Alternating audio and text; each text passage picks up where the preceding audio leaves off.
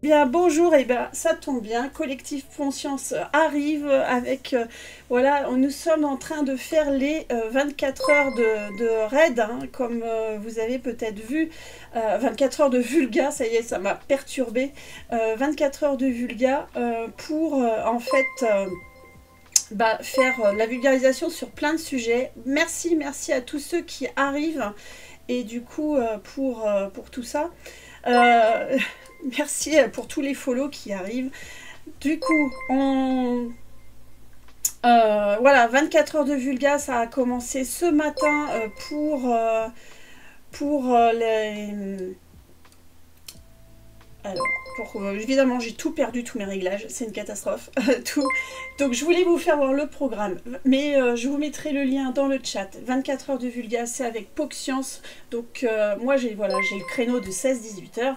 Et en principe, moi je parle d'astronautique, de lanceurs, de fusées, de satellites. Et aujourd'hui, pour les 24 heures de Vulga, en fait, je vais sortir de ma zone de confort et on va parler astronomie et surtout astronomie participative.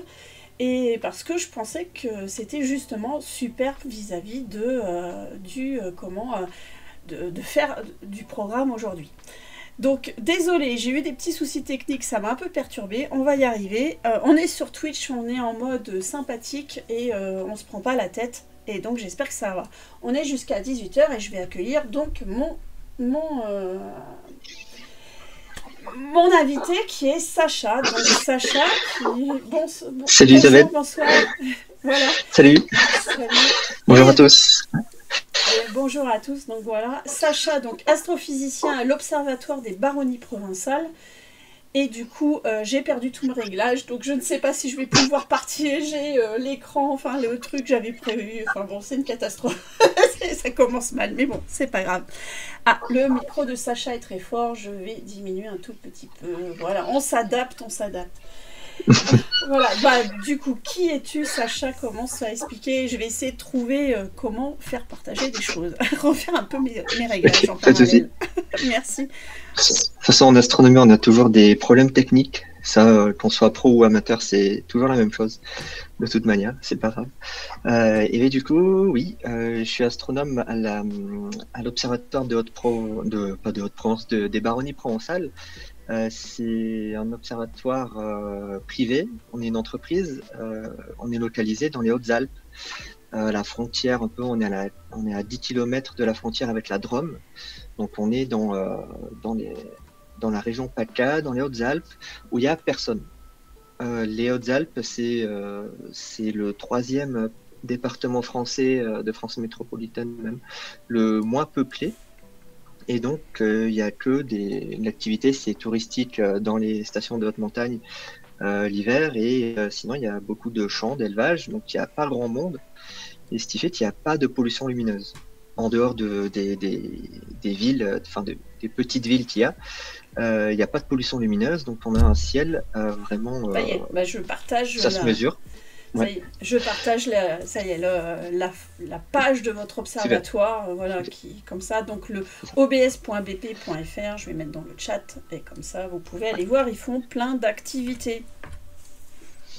Ouais. Et en mesurant la noirceur du ciel au zénith, le zénith, c'est à la verticale du sol, c'est là qu'il est le plus noir. Et quand on mesure ça, on est équivalent au ciel chilien. Et ça, on se rend pas compte, mais il y a encore pas mal d'endroits en France métropolitaine où le ciel est encore très très noir et vraiment dénué de pollution lumineuse. Et ce sont pour certaines de ces régions-là même des réserves internationales de ciel étoilé. Il y en a quatre, il y en a cinq en France maintenant. On espère l'année prochaine que le parc des Baronnies provençales sera Ah non, j'ai la pas sixième. partagé l'écran, donc ça va pas le faire, si c'est... Voilà, je vais y arriver. Pardon, si c'est Et bon. du coup, ouais, pas loin de l'OHP. L'OHP, à vol d'oiseau, ça doit être à 50 ou 60 km, quelque chose comme ça, plutôt vers Manosque. Nous, on est à 1 heure de Gap, à 1 heure de Gap et 45 minutes de Nyons. Je sais pas si vous connaissez, mais Gap, c'est le gros bourg du coin. Et donc, on est un observatoire où on est voilà, ça c'est notre beau site internet, où on est une équipe de 8. avec 5, bientôt 6 personnes au contact du public, plus deux personnes pour la logistique et la direction de l'observatoire. Donc on est 2 astrophysiciens, un ingénieur de recherche et technicien de l'observatoire, un médiateur scientifique, technicien de coupole, Marc qui est le directeur de l'observatoire, et une personne pour la logistique, les réservations, et une autre personne pour aussi la logistique, les chambres, parce qu'on fait aussi chambre d'hôtes et gîte, et table d'hôtes, qui s'occupe aussi de la table d'hôtes. Et donc voilà. Il va falloir que je vienne, je pense, un de ces Oui. 4. Voilà. Que je découvre tout ça. Parce qu'on a aussi des activités concernant le New Space et la surveillance spatiale qui montent en flèche cette année, enfin l'année dernière, cette année. Là, c'est une activité qui est en croissance à l'observatoire. Et c'est simplement, enfin entre guillemets simplement, l'observation des satellites depuis le sol. Et grâce, enfin à cause de, je sais pas comment dire ça, mais en ce moment le nombre de satellites augmente plus que le nombre de découvertes d'exoplanètes. Donc forcément il y a beaucoup de travail, beaucoup de régulation orbitale à faire. Et donc il faut des télescopes et des astronomes qui sont experts dans la mise en place de ce genre de choses. Donc à l'observatoire, voilà, on fait ça, on a des activités de recherche, des activités de surveillance spatiale, d'animation, de médiation scientifique et de projets aussi de développement du territoire par le ciel noir. Voilà. Du coup, tu peux donner un petit peu ton parcours pour en arriver là aussi. Ouais. Mais je suis un pur produit de l'université. J'adore l'université et je suis allé j'ai passé mon bac à Carpentras dans le Vaucluse pour aller ensuite faire une licence de physique fondamentale à Montpellier.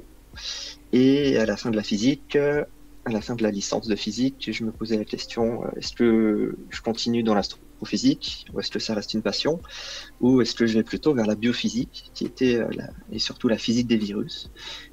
Et du coup j'ai continué dans l'astrophysique en essayant d'aller dans un master qui proposait le meilleur programme d'astrophysique. J'ai choisi Toulouse, la ville rose, et parce qu'il y avait de l'astrophysique dès le 2e semestre de la première année, chose que je voyais pas dans les autres.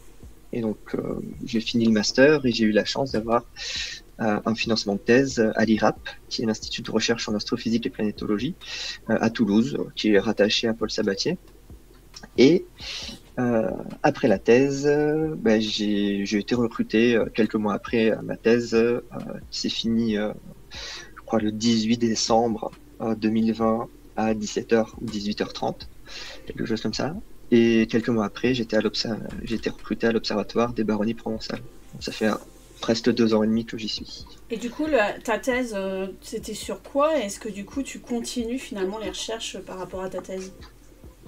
Alors, je continue pas. C'est un autre domaine maintenant. Je me reconvertis en point de vue scientifique, même si les outils sont les mêmes, des télescopes. Mais dans ma thèse, du coup, c'était l'étude de la poussière du milieu interstellaire et plus particulièrement les plus petits grains de poussière qui sont à la frontière vraiment entre des grains de poussière et des molécules. C'est un peu dans le domaine moléculaire en taille. On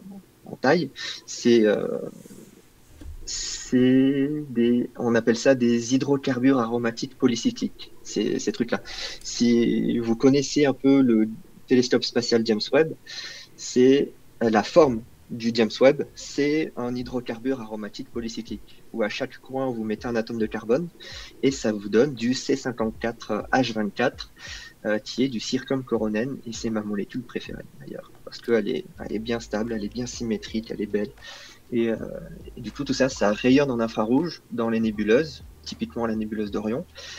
Et quand le télescope spatial James Webb observe la galaxie et les autres galaxies en infrarouge moyen, et bien, il voit quasiment que l'émission de la poussière. Et avec évidemment l'émission du gaz, mais il voit l'émission de la poussière. Et c'était ça un peu ma thèse, de préparer l'arrivée du James Webb depuis Toulouse en testant des méthodes d'exploitation de données pour extraire des spectres fantastiques que le James Webb est en train de donner, la signature de population d'hydrocarbures aromatiques polycycliques. Parce que ces fameux HAP, les hydrocarbures aromatiques polycycliques, c'est un problème de l'astrophysique qui dure depuis les années 70-80. C'est en 84, c'est une équipe française qui a proposé une hypothèse d'identification d'une lumière infrarouge qui provient de partout de la galaxie, de nuages de poussière éclairés par des étoiles massives, très bleues et qui envoient beaucoup d'UV. Et ces nuages de poussière-là, ils envoient beaucoup d'infrarouge. Et dans l'infrarouge moyen, les longueurs d'onde du James Webb, c'est dominé par une certaine émission qui a une certaine forme quand on en fait le spectre. Et malheureusement, avec un spectre infrarouge, on n'arrive pas à savoir quelle molécule se trouve exactement dans le nuage. Et donc, pour aller un peu plus loin, on va essayer de démélanger pour voir quelle population de ces molécules-là sont présentes dans le nuage. Et les méthodes que j'ai testées permettaient de le faire beaucoup plus efficacement que ce qu'on pouvait faire avant. Et donc, toujours pas, ça c'est très compliqué, toujours pas identifier le circumcoronène, l'ovalène ou le circumovalène, qui sont des molécules spécifiques des HAP. Mais au moins de dire, dans ce point-là de la nébuleuse, il y a beaucoup plus de HAP auquel il manque un électron, où il y a une population qui a tous ces électrons, d'autres où ils sont plus gros, ou d'autres qui sont des agrégats, donc des HAP qui sont collés les uns aux autres. Et maintenant, c'est possible de le faire à partir des données du James Webb de manière très efficace. Et la deuxième partie de ma thèse, c'était de savoir quel était l'effet des HAP sur leur environnement. C'est-à-dire que ces grosses molécules-là, elles sont présentes dans l'espace, elles absorbent les rayons UV des étoiles massives et elles vont chauffer leur milieu. En fait, elles vont chauffer le gaz dans lequel elles évoluent par éjection d'électrons. Typiquement, si on prend la nébuleuse d'Orion, on a le trapèze. D'Orion qui est composé d'étoiles massives, donc qui émettent énormément d'UV. Ces UV, ils sont absorbés par les HAP. Et les rayonnements ultraviolets, voilà, c'est objectivement la plus belle nébuleuse du ciel, bien sûr. Et si tu reviens en arrière, il y a l'image du James Webb, justement, du programme dans lequel j'étais, c'était celle juste en dessous, en teinte de... Voilà, celle-là. Ah ouais, celle-là, c'est celle... Ouais. Le site, c'est pas forcément celui que j'aurais voulu, mais bon. Ouais, ah oui, RTL, ouais. C'est pas grave. Ça, du coup, c'est une image de la barre d'Orion. En haut à droite, hors du champ, il y a le trapèze d'Orion.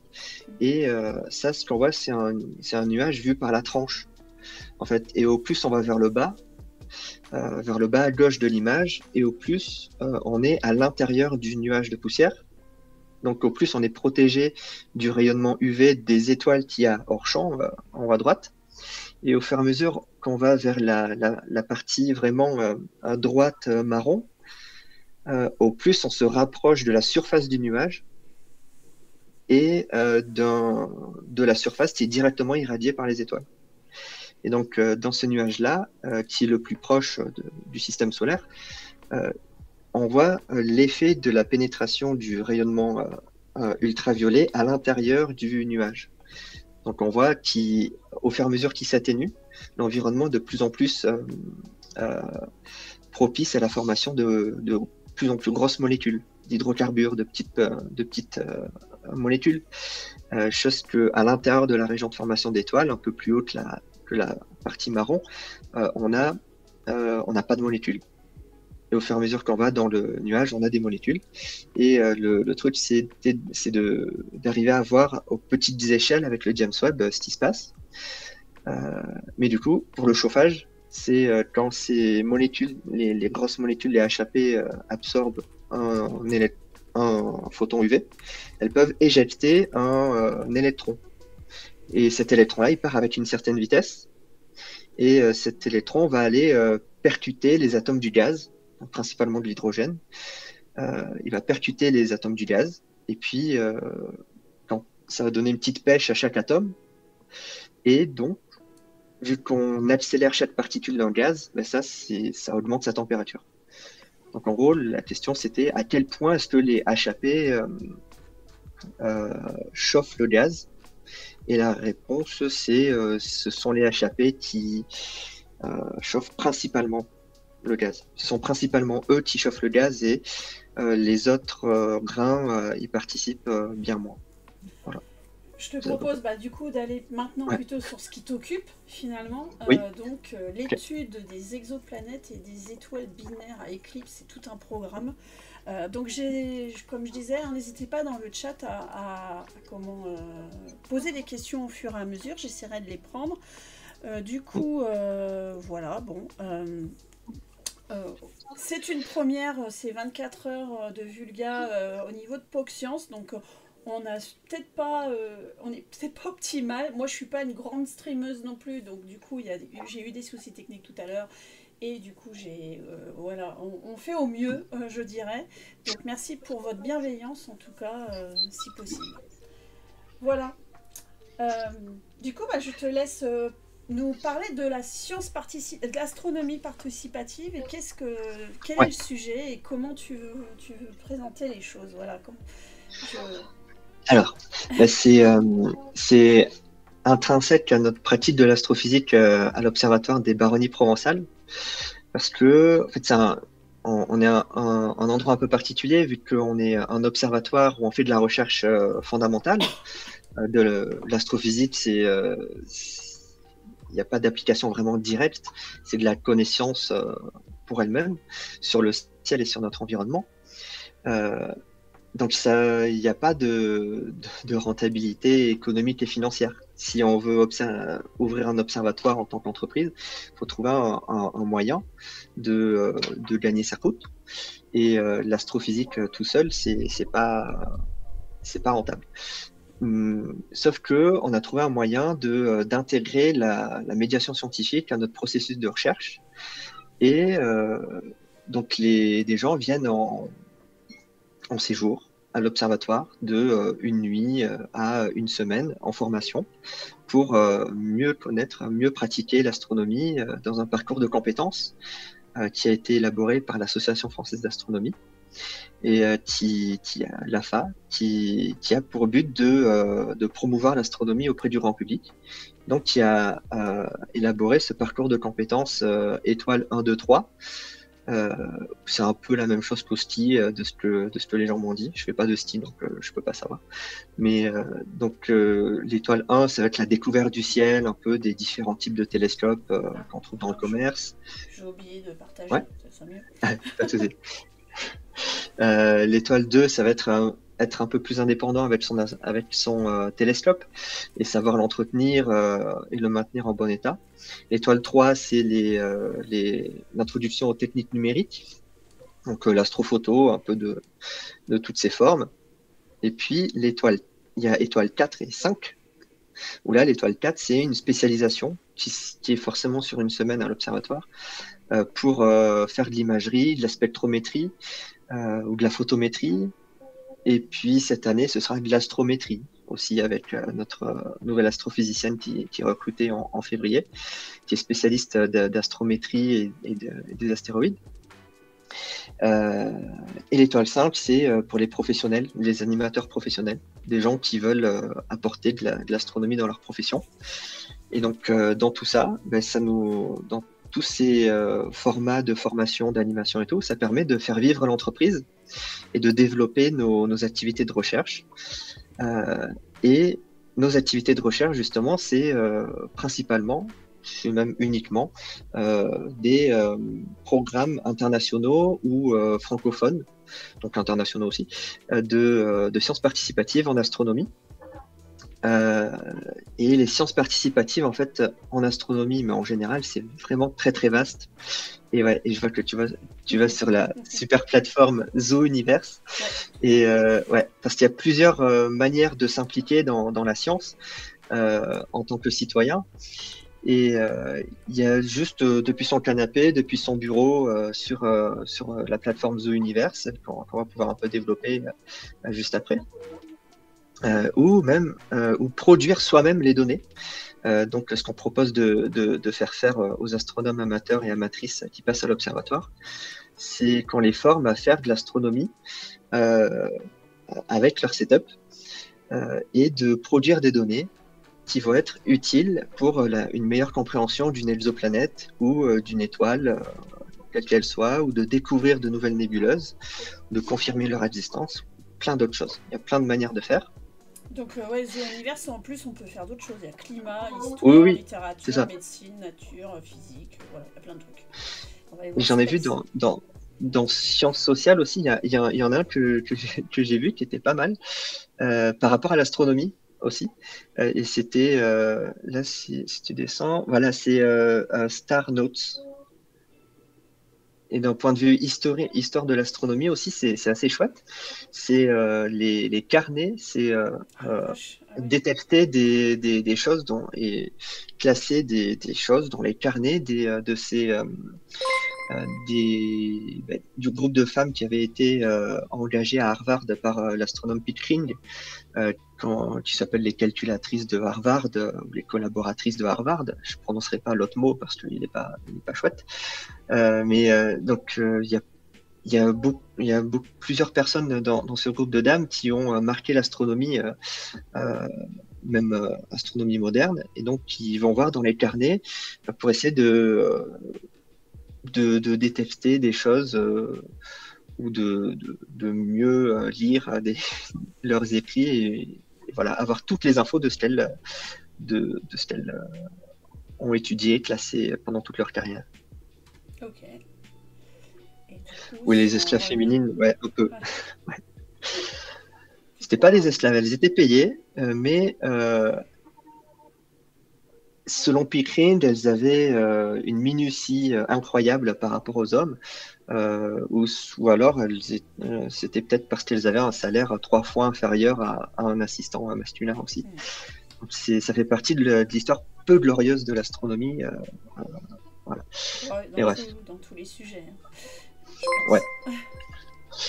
Et donc, ouais, en astronomie, il y a ça, il y a plein de choses, jusqu'à... je pense que le plus connu de Zoo Universe, c'était de faire la classification des galaxies, donc avec Galaxy Zoo.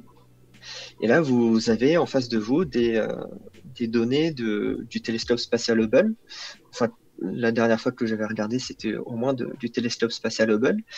Et il faut les classer selon leur forme. Donc une elliptique, une spirale, certaines sont un peu entre les deux, les lenticulaires. Et donc il y en a tellement que les astronomes pros n'ont pas le temps de le faire. Donc c'est là toute la puissance de ces programmes-là, c'est de permettre de faire avancer les connaissances dans le cadre d'un protocole. Il y a toujours un protocole qui est défini par les professionnels et les participantes et les participants participent dans le cadre de ce protocole et permettent d'avancer dans certains projets de classification d'images ou de courbes même. Les courbes, c'est peut-être un peu moins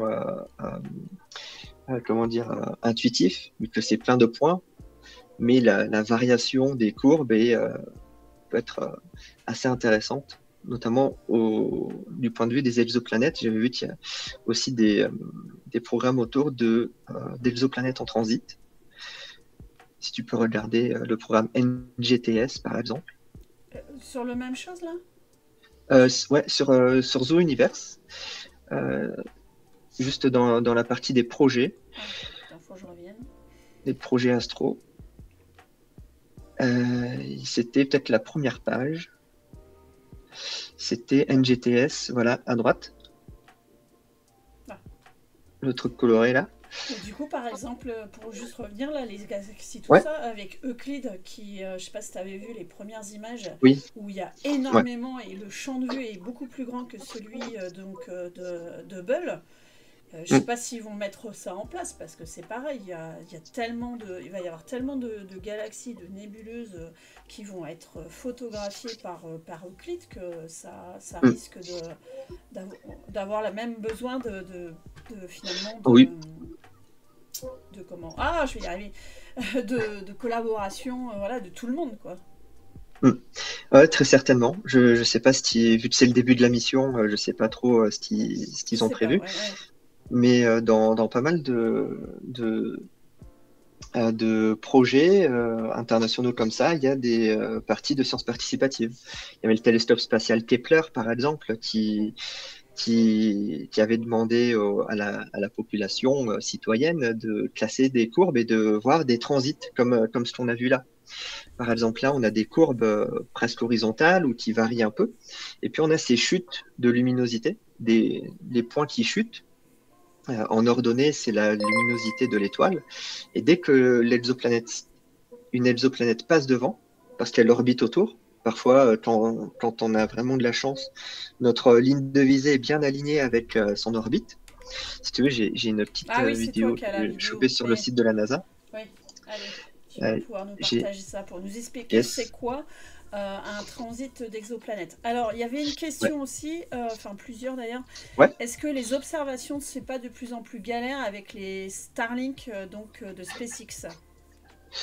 Alors, il n'y a pas que lui. C'est pas pour le dédonner, mais c'est absolument pas pour le dédonner parce que il y en a plus de 1 sur 2, c'est des Starlink. Mais pour l'instant, notre science à nous est pas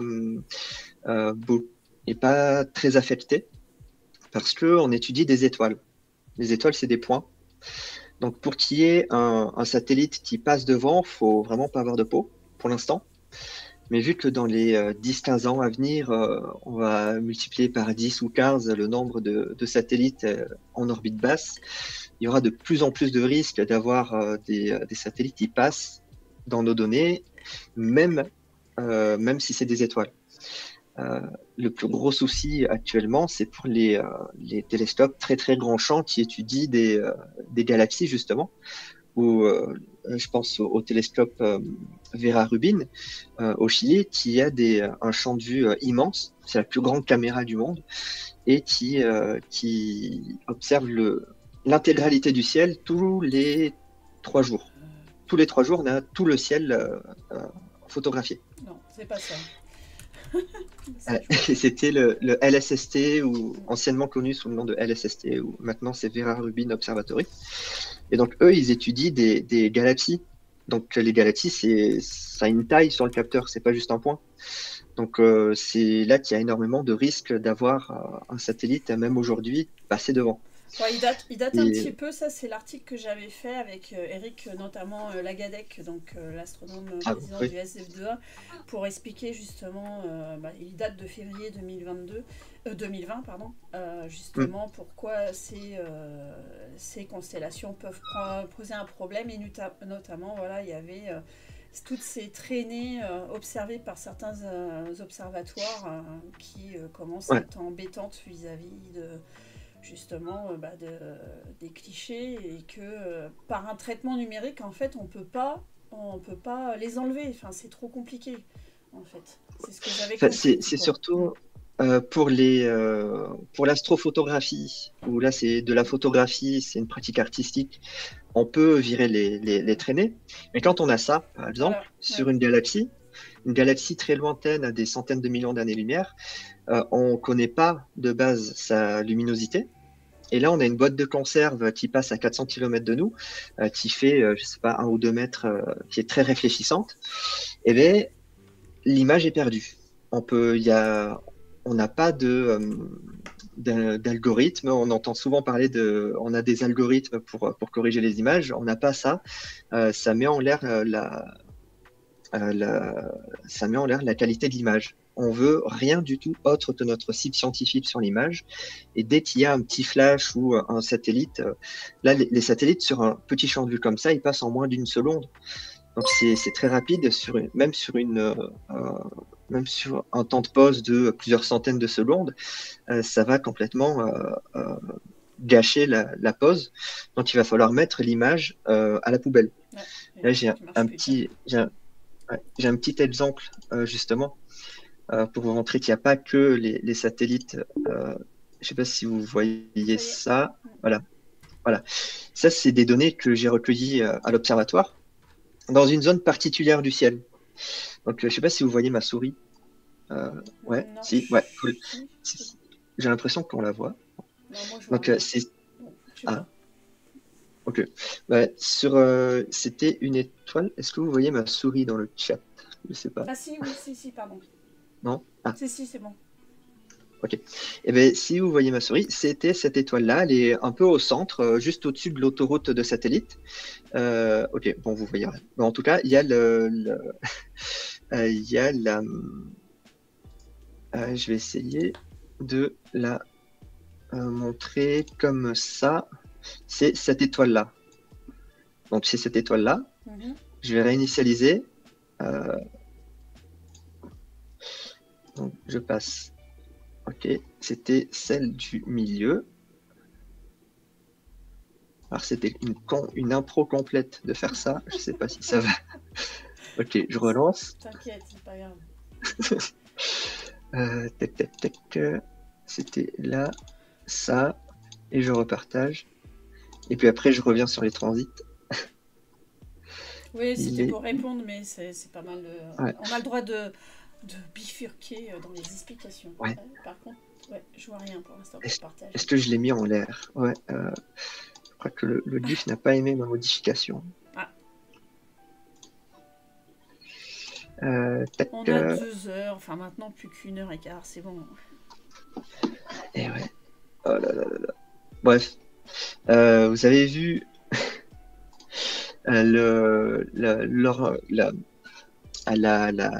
l'autoroute de satellite, c'était dans une zone particulière du ciel, c'était proche de l'équateur céleste. On Et voit proche de pas. l'équateur Du coup, céleste, t'as pas repartagé. non, mais Ah, pardon. C'est pas grave. ça le fait pas là. Il est en Bon, tant pis, vrac. c'est pas grave. Je vais essayer de le retrouver pendant que je parle. Mais cette zone particulière du ciel, c'est l'équateur céleste, et proche duquel il y a les satellites géostationnaires. Donc, vu que nous, on observe les étoiles et que les satellites géostationnaires ils restent au même point au-dessus du sol, eh bien, les satellites géostationnaires ils passent quand même dans le champ de vue. Je vais essayer de le retrouver. Normalement, je l'ai. Et donc, ce que vous avez vu là, c'était une autoroute à satellites géostationnaires. D'accord, ok. Donc géostationnaire, s'il y en Normalement. a qui... Oui, 36 000 km, voilà, Voilà. exactement. Ils font un tour autour de la Terre en même temps que la Terre fait un Ouais, tour en sur elle-même. gros, moi c'est toujours ce que j'essaye de dire. Hop. Typiquement, Et on a la Terre, le satellite est super loin. Du coup, on voit pas. ouais, vas-y. Si, je vois. Je suis à l'envers, c'est pour ça que j'ai un peu de mal. Ouais, Il est loin et du coup, la Terre, il est comme fixe au-dessus d'un point en fait. Il tourne à la ouais, même vitesse en fait. Voilà, donc ouais. il tourne pareil. Alors qu'un satellite en orbite basse, il va tourner comme ça. Voilà. Ça va, Et- je connais. oui. Mais j'ai retrouvé le GIF si tu veux. Et donc, vous voyez que là, pour avoir un satellite qui passe devant notre étoile, déjà c'est rapide et ce sera juste 2 minutes de pause de gâcher. Là, on voit des étoiles qui se font passer dessus par les satellites. Donc, il n'y a pas que il y a pas que les Starlink, c'est plein d'autres satellites qui peuvent être sur nos images. Et là, c'était une étoile qui s'appelle Qatar 2. C'est un nom bizarre pour une étoile peut-être, mais c'est la deuxième étoile d'un programme qatari de détection d'exoplanètes. Donc c'est la deuxième étoile autour de laquelle ils ont détecté une exoplanète. Donc il y en a une dizaine dans ce programme-là. Donc l'étoile Qatar 2 petit b passait autour de cette étoile-là pendant la nuit. Et donc juste au-dessus de cette autoroute à satellite géostationnaire. Donc j'arrête le partage. Et du coup, qu'est-ce que c'est un transit? Et bien là, on va aller voir cette jolie vidéo que j'ai chopée sur le site de la NASA. Je ne sais pas si vous la voyez encore. Ouais.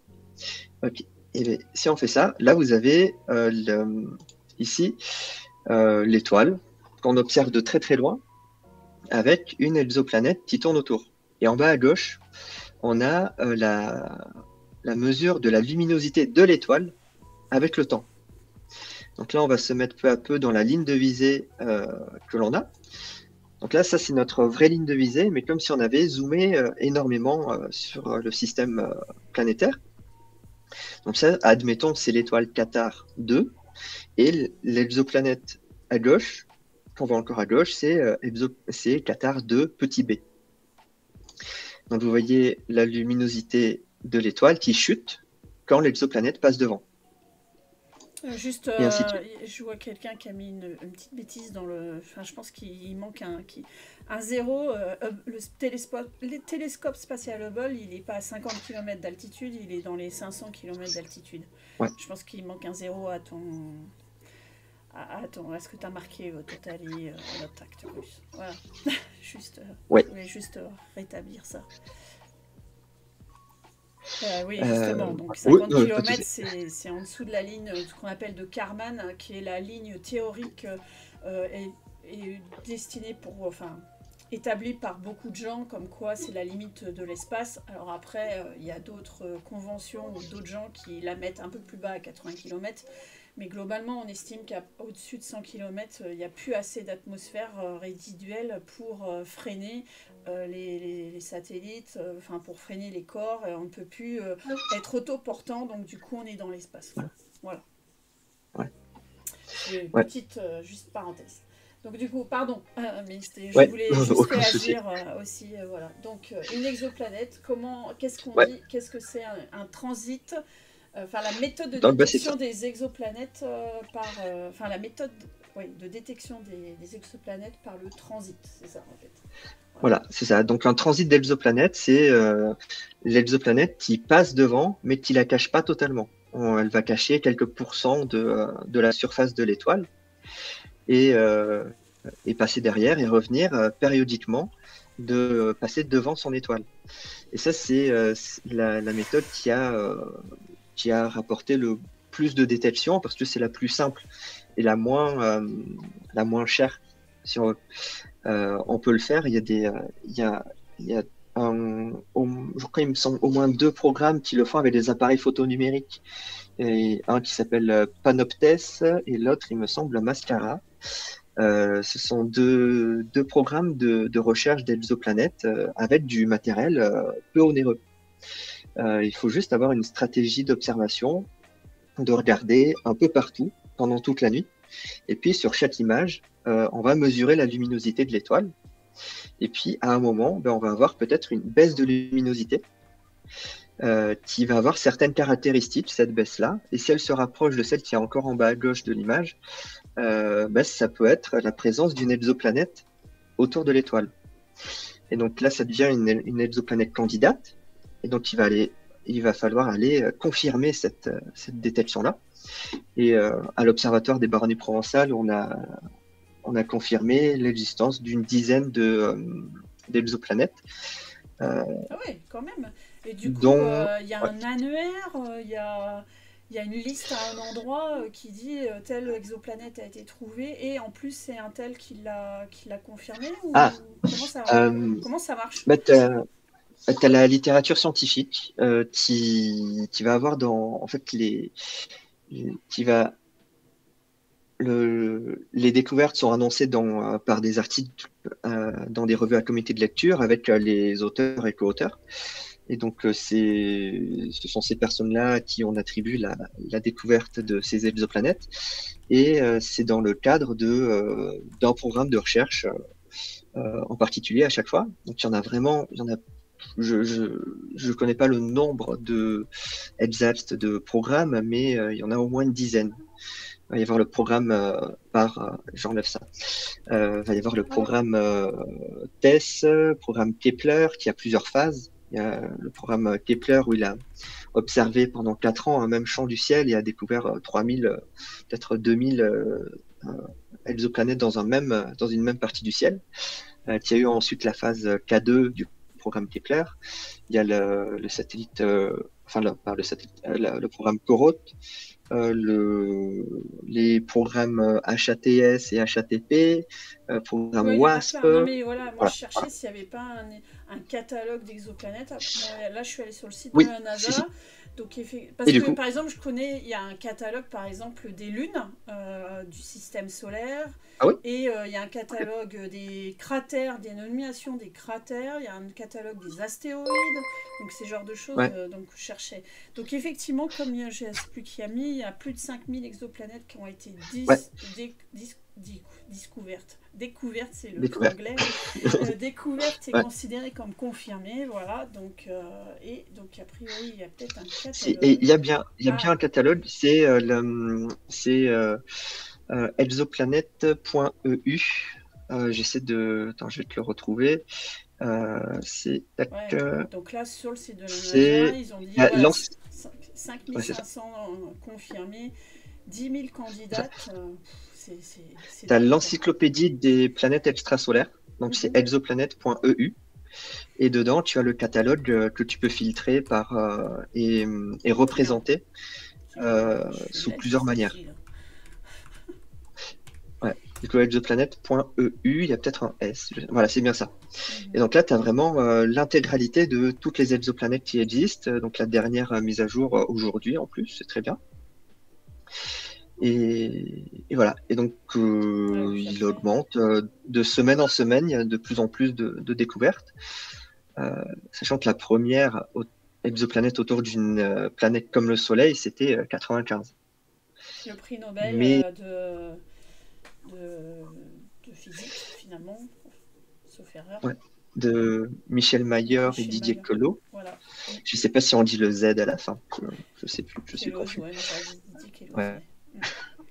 Et, et vite de 2020, un truc comme ça, je sais plus, le prix Nobel. Oui, Euh, je crois, oui. voilà. Et, euh, et donc il y a du boulot.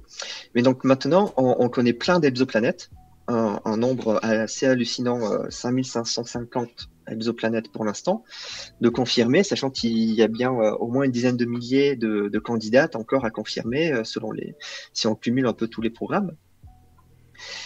Et on manque encore un peu vraiment d'infos précises sur l'intégralité, sur un grand nombre de ces exoplanètes-là. Donc Ah, c'est bien de savoir. Oui, oui, pardon, excuse-moi, Tarnade. Il y a une oui, oui. question, du coup, comment la détection et la confirmation se fait. Effectivement, c'est pas tout à la main. Après, il y a Mm. des algorithmes, des traitements et des Ouais, choses. Et après, en fait, je crois que pour la confirmation, il me semble, c'est qu'en fait, il faut plusieurs moyens d'observation pour essayer de confirmer, en fait. ouais, il va falloir, si on est en méthode de transit, il va falloir que la planète repasse au moins 2 fois après le premier transit. D'accord. Au moins Sauf trois que, observations, quoi. ouais, 3 observations de transit pour avoir 2 périodes, du coup. Et avoir une idée un peu plus précise de la période et savoir si c'est pas une tache à la surface de l'étoile qui fait comme si on avait une exoplanète qui passait devant. Il peut y avoir des fausses détections à cause de ça. Et donc, si on voit que une belle trace dans les données, eh bien, on ne sait pas forcément quand est-ce que ça va repasser. Donc, ça peut repasser moins d'un jour après ou 15 ou 50 ans après. Si on regarde le système solaire, si on observe le système solaire de très loin, et si on voit Jupiter passer devant le Soleil, ce serait la plus simple à voir. Elle cacherait 1% de la lumière du Soleil, de la surface du Soleil. Donc ça, 1%, c'est très faisable, même avec du matériel amateur, chose qu'on discutera après. Et bien, il faudrait attendre, je sais plus, 11 ans pour qu'elle repasse. Ouais. Mais pour avoir une idée de cette durée-là, on peut utiliser d'autres techniques, justement, qui est par exemple les vitesses radiales, où on va mesurer la vitesse de l'étoile. Mm. Où on peut faire ça de manière très précise maintenant, jusqu'au peut-être en dessous du mètre par seconde. Donc on va mesurer la vitesse de l'étoile à 1 mètre par seconde près. Donc à la vitesse de quelqu'un qui marche ou qui prend vraiment son temps pour marcher. Et parce que les exoplanètes ou les planètes qu'il y a autour de cette étoile-là, ben, elles tirent aussi vers elle l'étoile. Donc ça fait bouger l'étoile sur elle-même autour d'un certain point, exactement comme ça. Je le vois aussi comme des athlètes qui font du lancer de poids ou de marteau, où on a c'est bientôt les JO en plus pour le voir ça. On a un gros poids qui est attaché avec un petit câble à l'athlète qui le fait tourner autour de lui pour le lancer très très loin. Et bien, l'athlète ne reste pas fixe, il ou elle est en train de bouger autour d'un point. Et c'est exactement ce qu'on voit ici avec l'étoile. Là, c'est un peu exagéré, mais le principe est là. On a l'étoile au centre qui, du fait de la présence d'une exoplanète autour d'elle, va tourner autour d'un point. Et puis, ce mouvement-là, ben, on le détecte avec le spectre. C'est un peu plus compliqué. C'est un peu plus compliqué que juste mesurer la quantité de lumière. Mais on va avoir le code barre de l'étoile qui va se déplacer périodiquement, on voit que ça déplace un tout petit peu. Voilà. Et en mesurant cette période-là, ben, on peut caractériser la masse du système et la masse de l'exoplanète. Enfin, une estimation basse de la masse de l'exoplanète. On n'aura pas forcément accès à une mesure de la masse elle-même, mais on n'a qu'une projection de notre ligne de visée, de sa trajectoire sur notre ligne de visée. Donc il faudrait que ce soit vraiment pile poil aligné avec l'orbite pour que la masse qu'on mesure soit vraiment la bonne masse. En fait, on va mesurer à chaque fois une masse minimale que la planète peut avoir.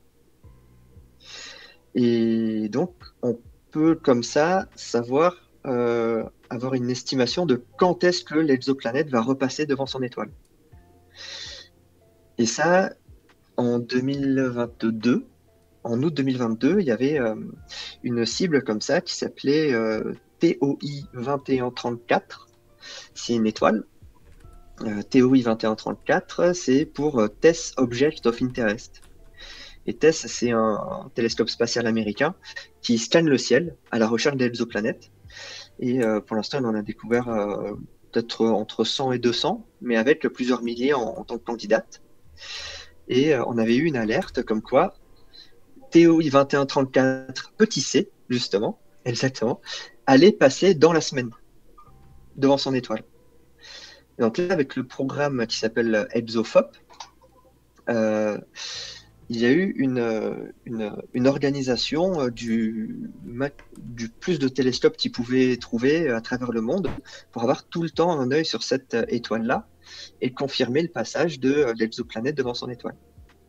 Donc nous, on l'a pas vu. On a braqué le télescope pendant une semaine, toutes les nuits. C'était en plus pendant une formation, c'était assez chouette. On a braqué le télescope pendant une semaine toutes les nuits sur cette étoile-là, en espérant que cette exoplanète passe devant. Et après une ou deux fausses détections, on n'a pas détecté nous-mêmes. Et je me souviens plus si elle a vraiment été détectée par transit. Elle a été détectée par TESS, mais je sais plus si au sol on a réussi à la détecter à ce moment-là. Mais voilà, ça fait partie des méthodes de confirmation. On peut voir un seul passage en transit. On va essayer d'utiliser d'autres méthodes pour caractériser un peu sa période en voyant l'influence que l'étoile peut avoir que l'exoplanète peut avoir sur son étoile. Et puis, dès qu'on sent que la planète va repasser devant, eh bien, on va se mettre un peu en alerte pour essayer de rechoper l'exoplanète. Ou alors, on a le temps, comme le programme Kepler, et on lance notre canne à pêche pendant 4 ans, et on attend, et on prend tout ce qui passe. Il y avait une question de Karine Generali-Kala, Astro, pardon. Oui.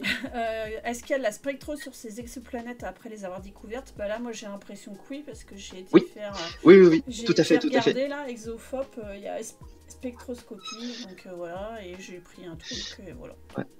Pour ExoFOP, la spectroscopie, je pense que c'est la spectroscopie des étoiles, de l'étoile elle-même, de l'étoile haute, mais pas de l'exoplanète. Le James Webb fait en ce moment des spectres d'exoplanètes. Et il y a un télescope spatial européen qui s'appelle Ariel, qui va être lancé. Pardon, Pas Gaïa, désolé. pas encore. On en reparlera de Gaïa peut-être si on a le temps.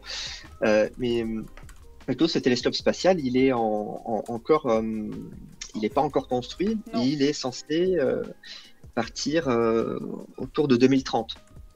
Non, Et donc sais ce qu'ils télescope-là, sont en train de... Oui, ils sont en ouais, phase de développement, ouais. Je connais voilà. des gens qui travaillent dessus en développement. Ouais. Et c'est une Alors mission Ariel, le spéciale. nom fait... Il y a plein de jeux de mots, il y a plein de trucs qui sont habitués Ah a ouais? priori déjà à savoir, bah, Ariel, la lessive, est-ce que tu vas laver plus blanc? Enfin bon, ils ont... en tout cas, ceux que je connais, ils ont déjà eu plein de... Ils ont plein de jeux de Ouais, mots, plein de trucs par rapport à ça, des trucs de blagues, forcément. Donc c'est pas la peine de les faire dans le chat. d'accord. Voilà. Je dis ça et Et, tout le monde va s'y mettre du coup, mais bon, c'est pas grave. bah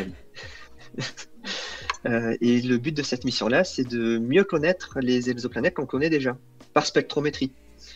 Et donc, on va. Et en plus, là, c'est pas un spectre direct de la lumière de l'exoplanète. C'est une méthode un peu particulière. On va attendre que l'exoplanète passe devant son étoile. Donc, c'est forcément des exoplanètes en transit, donc qui passent devant leur étoile, donc qui cachent à un moment un peu de la surface de leur étoile, qui diminue la luminosité de l'étoile quand on la regarde de très très loin, comme depuis la Terre. Mais quand l'exoplanète passe devant son étoile, eh bien, la lumière de l'étoile passe à travers l'atmosphère de l'exoplanète. Et ça va imprimer dans la lumière de l'étoile les caractéristiques de l'atmosphère de l'exoplanète. Et ça, c'est une méthode assez chouette pour connaître la composition de l'atmosphère de l'exoplanète, de savoir si elle a une exoplanète, si elle a une atmosphère, les exoplanètes en question.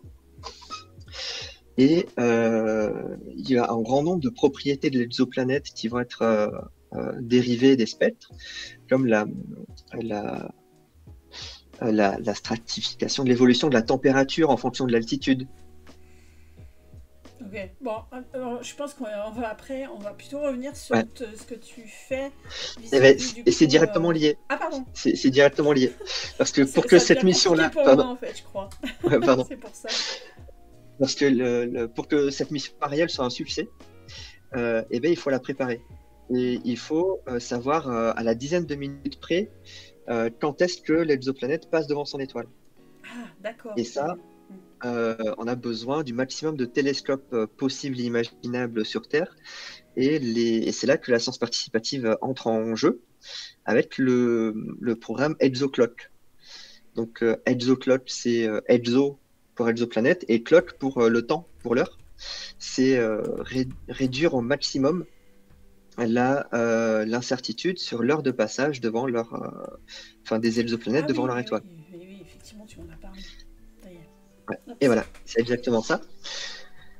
Et ce programme-là, il a besoin d'astronomes amateurs et amatrices. Parce que c'est le suivi sur du long terme des exoplanètes, c'est pas forcément des observations prioritaires pour les très grands observatoires ou pour les grands observatoires. Donc il faut faire du suivi et les cibles sont accessibles aux télescopes amateurs à partir, allez, on va dire à partir de 15 cm de diamètre avec une caméra qu'on maîtrise bien. Si on arrive à suivre l'étoile et à faire des images, à faire plusieurs images dans le temps d'une même étoile, eh bien, on peut mesurer la luminosité de cette étoile au cours du temps et essayer de percevoir, comme la petite courbe qu'il y a ici, d'apercevoir une baisse de luminosité. Là, chaque point, c'est une mesure de la luminosité de l'étoile vue depuis la Terre. Donc l'étoile, c'est un petit point sur l'image à chaque fois. Il va falloir mesurer la luminosité de ce petit point-là, et ça sur les peut-être 200 images dans la session. Et mise bout à bout, ça va faire une courbe comme celle-ci, et qui nous permet de détecter le passage de l'exoplanète, et surtout de mesurer les heures de passage. quand est-ce que l'exoplanète passe pile poil devant son étoile, quand est-ce qu'elle commence à passer et quand est-ce que ça finit, pour que le télescope spatial Ariel puisse se tourner vers ses cibles de manière la plus efficace possible, qu'elle rate aucune cible. Et puis après, ça a d'autres impacts scientifiques assez chouettes que juste préparer la mission Ariel. On a besoin de ça pour que Ariel soit au top. Et par exemple, la 13-3B, je l'ai faite plusieurs fois celle-là. Et c'est une cible assez chouette parce que c'est pas très long. L'observation doit se faire sur 2 ou 3 heures maximum. Donc on a une petite baisse qui est très bien marquée. On est à peu près à 3% de baisse de luminosité sur celle-ci. Donc 3%, c'est relativement bien faisable si on est méticuleux dans la mesure de la luminosité. Oui, mais comment tu fais là? Là, ils font voir. Bon, déjà, il faut avoir du matos quand même, un minimum.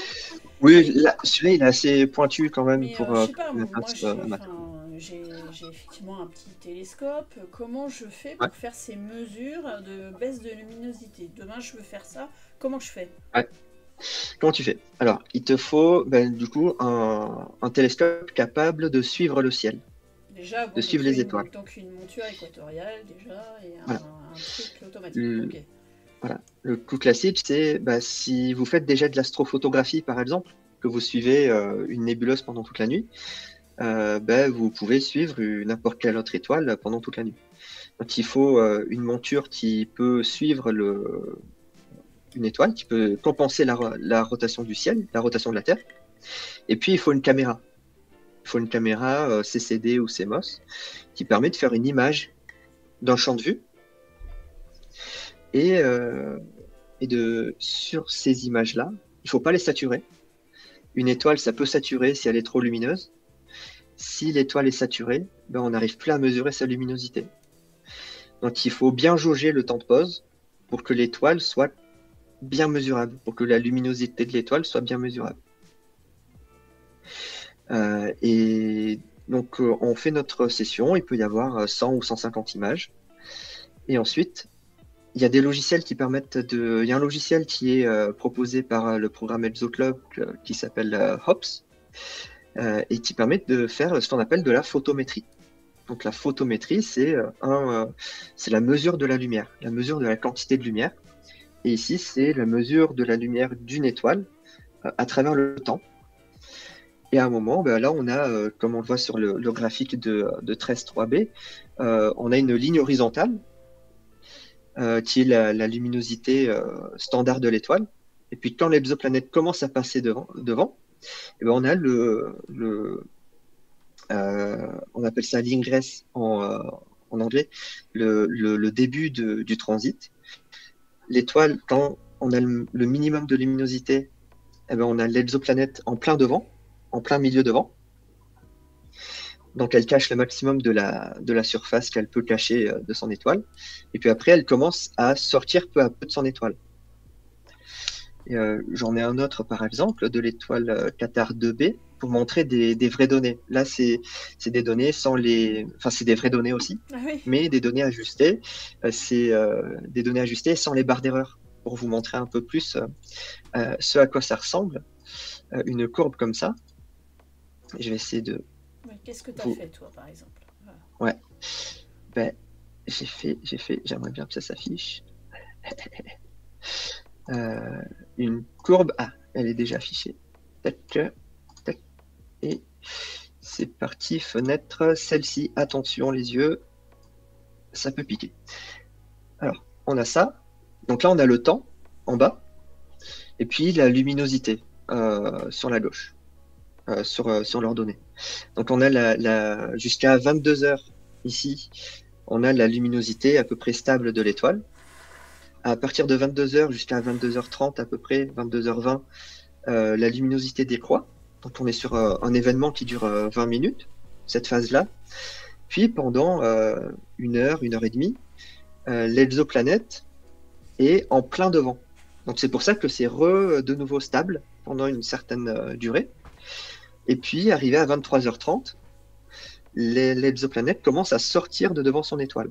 Donc la luminosité remonte et revient à un niveau stable. après le passage de l'exoplanète. Donc là, on part de 21 h à 1 h du matin, peut-être, pour l'observation. Donc c'est le temps d'une session d'astronomie. Vas-y. Pardon, Ouais, on fait. je refais.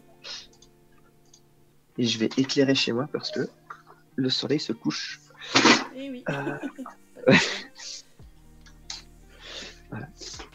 Ouais, c'est bon. Ouais, mais je pense que ce sera bien. Ok. Du coup, alors c'est vrai que ça fait un peu. Il y en a un qui a mis. Ça fait un peu. Ça fait peur.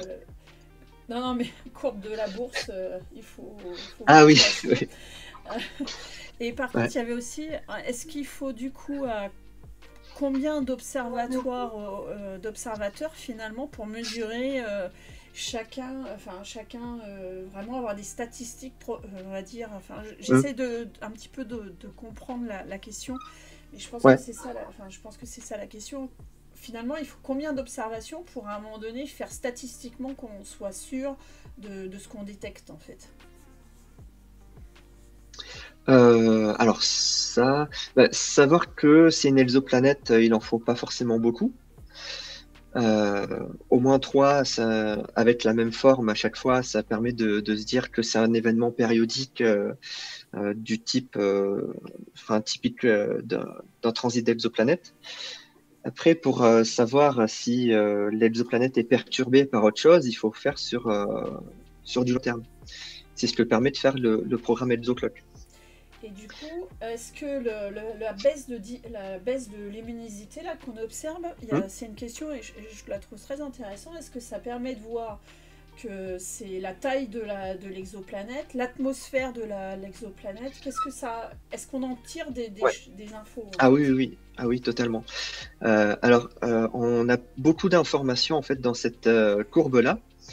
On a la taille de l'exoplanète, en fait. Et ça, on peut la voir avec la pente, avec les deux pentes. On a la taille de l'exoplanète elle-même et on a le rapport de surface entre l'exoplanète et son étoile. On n'a pas la masse. Pour la masse, il faut mesurer le mouvement de l'étoile sur elle-même sous l'effet de la gravitation de son exoplanète. C'est une technique complémentaire. Une technique ne permet pas d'avoir toutes les informations. Donc, en fait, on part de la période de révolution de l'exoplanète. Pour ça, c'est relativement simple. Il faut juste observer l'étoile pendant un certain temps et voir au fur et à mesure du temps l'exoplanète repasser devant grâce au transit. Donc, on en détermine une période, on mesure une période. Et avec la période, on peut connaître la distance entre l'exoplanète et son étoile. Si on connaît bien l'étoile, si on connaît la masse de l'étoile, ça c'est assez chouette parce que du coup on peut connaître la distance de l'exoplanète à son étoile. Parce qu'on ne peut pas tourner à n'importe quelle vitesse autour de son étoile. C'est régi par la gravitation et c'est même ce qu'on appelle la troisième loi de Kepler. C'est ce qui fait que Mercure tourne en 88 jours autour du Soleil, que nous on tourne en 1 an, que Neptune tourne en 160 ans. Et donc cette exoplanète-là, elle devait tourner autour de 1 ou 2 jours autour de son étoile. Il y en a, c'est un peu moins de 1 jour terrestre pour faire une révolution autour de son étoile. Donc à partir de ça, on a sa vitesse en fait. On a la vitesse de l'exoplanète autour de son étoile et on arrive à mesurer un temps dans cette courbe qui est le temps entre le début du transit et le plateau au milieu. La baisse en fait de la luminosité jusqu'au plateau d'en bas, c'est le temps que met l'exoplanète à passer complètement devant l'étoile. Donc durant ce temps-là, durant ces 20 minutes à peu près, on sait que l'exoplanète a parcouru son diamètre. Et donc, vu qu'on a un temps, on connaît sa vitesse, on peut connaître son diamètre. Okay. Je ne sais pas si c'était clair. Moi j'ai compris, je ne sais pas si tout le monde a compris. Et donc, du coup, diamètre, surface, voilà, c'est ce que tu disais. Voilà. D'accord. Donc, avec cette méthode-là, on a la taille de l'exoplanète. Avec une autre méthode, on a sa masse. si on fusionne les deux informations, on a sa densité. Et donc, après, on peut vraiment comparer avec le système solaire ce qu'on a. Et puis, placer sur des pieds graphiques toute la diversité des exoplanètes. Et c'est un des objectifs, en fait, de toutes ces missions-là qui détectent les exoplanètes, c'est de connaître la diversité qui existe pour les exoplanètes. Et est-ce que le système solaire est le même partout? Et ça, c'est vrai que dès la première exoplanète, historiquement, en 95, on a su que le système solaire, c'était pas du tout, enfin que les autres systèmes planétaires n'étaient pas du tout comme le système solaire, parce qu'on avait trouvé une exoplanète de la moitié de la masse de Jupiter, à quelques millions de kilomètres de son étoile. Jupiter, elle est à 750 millions de kilomètres du Soleil. Il n'y a que des petits cailloux entre la Terre, enfin les 4 premières planètes du système solaire. Ces petits cailloux-là, ils sont en première ligne devant le Soleil. Puis après, on a les planètes gazeuses, les planètes géantes.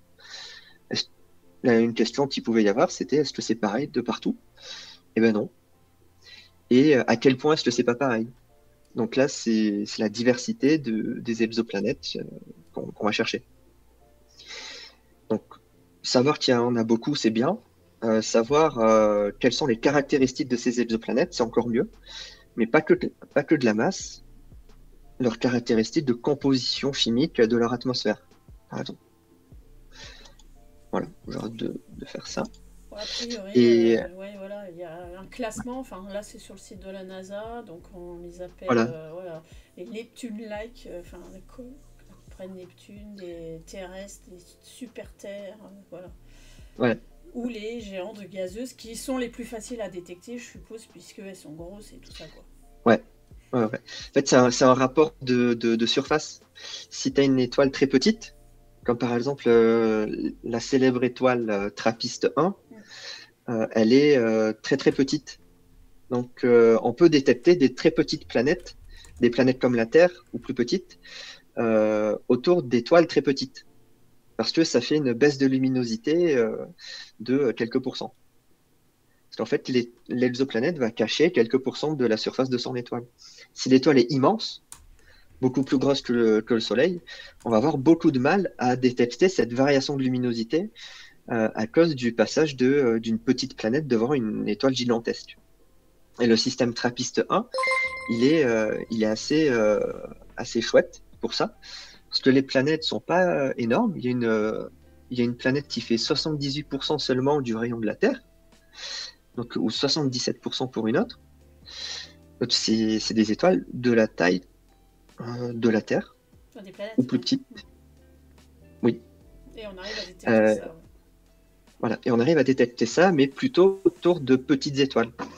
Et ce sont les petites étoiles qui sont les plus nombreuses. Okay. Donc, mais c'est plus simple de trouver.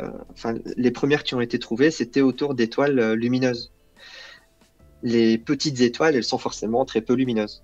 Donc, les premières qu'on a trouvées, c'était d'exoplanètes qu'on a trouvées, c'était des grosses exoplanètes autour d'étoiles assez lumineuses qu'on pouvait voir de loin et facilement. Ah, effectivement, ça s'appelle trappiste comme les bières parce que c'est des Belges qui les ont, enfin, c'est évidemment les Belges qui les ont trouvés, hein. Effectivement. Voilà. Et du coup, il est déjà 17h20, ça passe très vite. Oui. Je te propose de continuer aussi sur les étoiles binaires et les observations des étoiles binaires. Je pense que, si ça te convient. Ouais, tout à fait. Est-ce qu'on peut détecter une planète plus grosse que son étoile? Est-ce que ça existe? Ah, alors ça c'est pas bête, parce qu'il y a des exoplanètes qui sont à la frontière un peu entre planète et étoile. Et il me semble que ça fait un peu rage dans la communauté pro, c'est la définition d'une exoplanète, jusqu'où ça s'arrête. Parce qu'il y a des exoplanètes qui font 200 000 km, par exemple. 200 000 km, c'est la taille de Proxima du Centaure. C'est la taille d'une étoile. Donc voilà, je vois naine brune. Mais ça peut être des naines brunes. Mais est-ce qu'on considère encore les naines brunes comme des exoplanètes? Et à quel moment est-ce qu'on se dit que une super Jupiter est une naine brune? Comment est-ce qu'on va caractériser une grosse planète qu'on trouve autour d'une étoile comme une naine brune?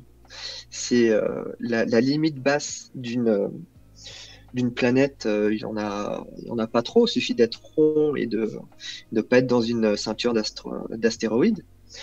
Mais la limite haute, quand est-ce qu'on passe d'une exoplanète ou d'une planète aux naines brunes, c'est encore c'est encore sujet un peu à débat, pour préciser les définitions. Donc il peut y avoir des exoplanètes plus grosses que des étoiles, mais si au sein d'un système il y a une planète plus grosse que son étoile, ça je sais pas. Faut aller fouiller dans les archives. Faut essayer d'afficher en graphique taille de la planète versus taille de son étoile Vieux, et voir si on trouve des trucs. Ouais, là j'ai trouvé mais un truc vieux depuis c'est 2014 Ah ouais. à mon avis, c'est Ouais, je ouais, trouve un truc ça plus a récent. vraiment beaucoup évolué. Ok. Et donc il y a une continuité avec il y a un fil rouge avec les binaires à éclipse. On va y arriver. C'est que ça, c'est ce programme de sciences participatives, ExoClock, il est génial. C'est pour la cible le public cible, ce sont des personnes qui ont une instrumentation et qui veulent faire de la photométrie. La photométrie, c'est une pratique en soi. C'est pas de la photographie. On va prendre une cible, notre cible scientifique dans la nuit, on va la suivre pendant toute la nuit. Et c'est la plupart du temps dans des champs de vue où il y a rien, il y a que des étoiles. Donc c'est pas des champs de vue très jolis. Donc il faut arriver à se dire qu'on n'aura pas des images très jolies, mais on aura beaucoup d'informations. Moi je me demandais, je me suis rendu compte au fil du temps que dans nos champs de vue, quand on suit par exemple 13.3b, l'étoile 13.3 pendant toute la nuit, eh bien, on mesure la luminosité de toutes les autres étoiles dans le champ de vue aussi. Et il peut y en avoir des milliers. Et dans ces étoiles qui sont dans le champ de vue, eh bien, il y en a d'autres qui ont des caractéristiques un peu particulières, des variations de luminosité. Et peut-être pas dues à un passage d'une exoplanète devant elle, mais ça peut être par exemple des couples d'étoiles qui tournent l'un autour de l'autre et qui s'éclipsent l'un l'autre à chaque révolution. Ça peut être aussi des étoiles un peu particulières qui grossissent et qui se rétractent, qui grossissent et se rétractent périodiquement. Et ça, il y a plusieurs types ça a plusieurs noms, ça. Il peut y avoir des étoiles de type céphéide. Si vous connaissez un peu l'histoire de l'astronomie, ça doit vous parler un peu, ce nom-là. Les céphéides qui ont permis la mesure de la distance entre nous et la galaxie Andromède. Il y a je sais pas, les delta Scuti ou des choses comme ça, pour vous donner des mots que vous n'avez jamais entendus. Oui. Non, là, Ouais. Et du coup, ça peut être dans notre champ de vue. Et il y a l'information dans nos images. C'était pas notre cible principale, mais moi je cherche à exploiter tout le potentiel scientifique de nos images. Et grâce à la mission Gaïa, qui est chère à ton cœur. oui. Ceux qui ne connaissent pas, j'ai travaillé 4 ans sur la mission Gaïa. Voilà, je l'ai construite. J'ai fait partie de l'équipe qui l'a construite. Et donc, du coup, c'est forcément cher à mon cœur. C'est une belle mission qui donne plein de super résultats. Je sais que les scientifiques sont très très contents de ce qu'il fait. Et du coup, voilà, moi j'ai contribué avec mes petites mains quelque part à cette mission. Donc c'était une super expérience. On va fêter le 19 décembre les 10 ans du lancement. Et la mission marche très très bien, on le sait. Et on va vraiment fêter ça. On fait un resto avec des collègues, avec qui on est resté. Voilà, donc, voilà. Oui, elle est vraiment chère la chère pour moi. Ouais. C'est des super souvenirs. On a galéré à le construire, mais on est super content que ça marche bien, quoi. Voilà. Ouais. Ouais, mais c'est peut-être l'une des missions les plus ambitieuses de toute l'histoire de l'astronomie tout court. Parce que c'est la cartographie d'1,8 milliard d'étoiles. C'est à peu près 1%, presque seulement, du nombre d'étoiles de notre galaxie. Mais en même temps, quand vous mesurez la position, vous mesuriez la luminosité des étoiles. Et donc, en mesurant la luminosité, de toutes ces étoiles-là, il y en a à peu près 10 millions qui ont été classées en tant qu'étoiles variables. Donc, ces étoiles variables, bah, c'est dans le nom, c'est des étoiles qui varient en luminosité. Donc, ça peut être de plusieurs manières, hein. C'est l'étoile qui grossit et qui se rétracte, ça fait varier sa luminosité. Deux étoiles qui tournent l'une autour de l'autre et qui s'éclipsent l'une l'autre, bah, ça fait varier la luminosité du point qu'on voit sur l'image. Et ouais, c'est quoi ça?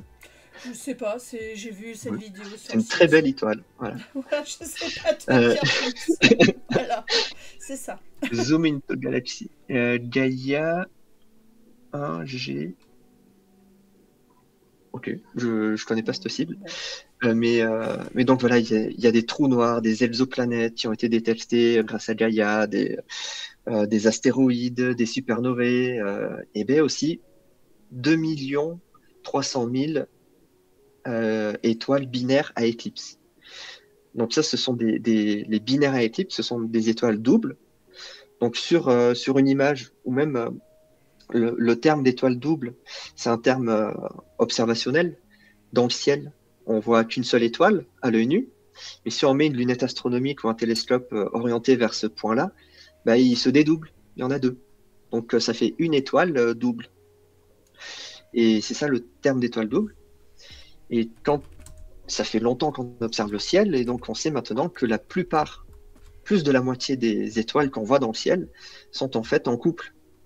Il y a au moins 2 étoiles par étoile que vous voyez. Donc en fait, notre système solaire est très particulier finalement. Il n'est pas dans la norme où... Enfin, il fait partie que de la moitié de la population des systèmes stellaires, quoi. C'est ça, c'est ce que je comprends. Ouais. Et puis aussi, le Soleil est une étoile assez massive, enfin plus massive que la plupart des étoiles. La plupart des étoiles sont petites, froides, rouges. Notre Soleil est plus gros, il est blanc, il fait 6000 degrés, pas 3000 à la surface. Et donc ces étoiles doubles, alors c'est difficile d'illustrer ce que voit Gaïa, puisque Gaïa ne fait pas de photos en tant que telle. C'est des pixels sur des capteurs, et du coup il n'y a pas de vraies photos. Après ils ont ouvert des photos, mais du coup j'ai du mal à trouver un truc pour vous mettre quelque chose. Il y a une belle image de la Voie lactée, mais c'est pas une image. C'est une image, mais c'est un point blanc par étoile qui a été cartographiée. Et je sais pas si tu l'as sous la main de celle-là, mais j'arrive pas à la trouver, mais je vais la trouver 2 minutes. Ouais. En tout cas, Gaïa permet de mesurer super précisément la position de ces étoiles et la luminosité de ces étoiles. Donc ça a permis de se rendre compte qu'il y a au moins 2 millions 300 000, 2 millions 100 000 étoiles qui tournent autour de couples d'étoiles qui tournent l'une autour de l'autre. Et exactement comme les transits d'exoplanètes, on est bien aligné avec leur orbite pour qu'elles passent l'une devant l'autre. Et quand elles passent l'une devant l'autre, il y en a une qui cache un morceau de l'autre, de celle qui est derrière, et ainsi de suite. Et bien, ça fait des éclipses. Voilà, ça c'est la détection, c'est la représentation de la détection des étoiles binaires par Gaïa. Ouais. Et parce que du coup, elles bougent, les étoiles binaires. Ça bouge sur le plan du ciel et Gaïa peut mesurer ce mouvement sur le plan du ciel aussi. Et quand elles sont vraiment trop proches l'une de l'autre, ces étoiles, elles peuvent se toucher vraiment, elles peuvent avoir un goulot d'échange de matière entre les deux. Et donc, elles sont trop proches pour que même Gaïa puisse les discerner. Et je peux peut-être vous montrer une visualisation de ce genre de choses. avec le petit logiciel que j'ai trouvé. Tac. Ah, il est là, il est là. Tac, voilà. Si jamais, voilà. On a ce petit logiciel-là qui s'appelle Starlight Pro, qui permet de visualiser ce type d'étoiles. Donc là, on a 2 étoiles. Là, elles ont à peu près la même taille. Elles tournent l'une autour de l'autre. Là, c'est un peu accéléré, mais ça peut aller très très vite en fait. C'est ce type d'étoiles. Elles peuvent tourner l'une autour de l'autre en 7 heures, tellement elles sont proches. Et vous voyez que là, dès que je vais essayer de l'arrêter, là, quand c'est comme ça, ben, on a la vue sur les 2 étoiles. Donc on a un maximum de luminosité. Si on continue, tac, là il y en a une qui est un peu devant l'autre, donc elle cache un peu un morceau de celle qu'il y a derrière. Donc on a un minimum de luminosité. Et ainsi de suite. Donc on a successivement un grand pic et un pic un peu moins élevé selon plein de caractéristiques du couple. Et ça, ce sont des cibles qui peuvent varier constamment dans le ciel. Et je peux vous montrer aussi encore deux petites images, des vraies images que j'ai pris avec nos télescopes à l'observatoire. Par exemple ici, pour vous montrer la différence de luminosité que ça peut faire sur une même cible. Alors,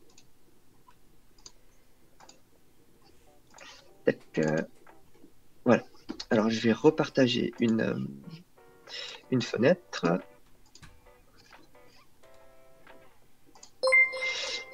C'est ici. Bonjour à tous ceux qui nous rejoignent. Merci en tout cas d'être là. N'hésitez pas à poser des questions. Si c'est pas clair, il nous reste un peu moins d'une demi-heure et après on fera un petit peu moins d'une demi-heure. Okay. Et là, on a une petite partie du champ de vue d'une image astronomique. Donc, on a l'étoile la plus au centre. Regardez bien l'étoile la plus au centre. Ça, c'était au début de la session d'observation. Et ici, là, c'est à la fin. Vous voyez que celle du milieu, elle est quasiment plus détectée. Ah oui. Et ça, c'est des trucs que vous faites chez vous, là? C'est une observation chez toi? Ah ouais. Oui. Okay. Tout à fait. D'accord. Et d'ailleurs, tu as un collègue qui est arrivé dans si je crois bien, qui est arrivé dans le chat. Ah oui. Kalou You. Si je dis bien. Je sais pas. Ah, c'est peut-être Anaël, ça. Coucou Anaël. Voilà, donc t'as pas intérêt de dire de bêtises. Voilà. Ah oui. Non, mais c'est bon, j'ai déjà dit les bêtises sur les exoplanètes avant. Maintenant, je suis un peu plus sur mon sujet. D'accord. Parce que c'est Anaël, l'expert vraiment qui a fait sa thèse sur les exoplanètes. Moi, je suis un poussiérologue qui se reconvertit. Mais donc là, on a cette étoile-là au milieu. Et au début de l'observation, et à la fin de l'observation, elle est plus trop visible. C'est ça, et ça, quand on mesure la luminosité, là, c'est deux images qui ont, je ne sais pas si vous voyez le titre de l'image en haut à gauche, mais celle-là, c'est la 0, donc la première, et 110 images après. Chaque image, c'est 2 minutes de temps de pause. Et ben, on a une étoile qui disparaît presque.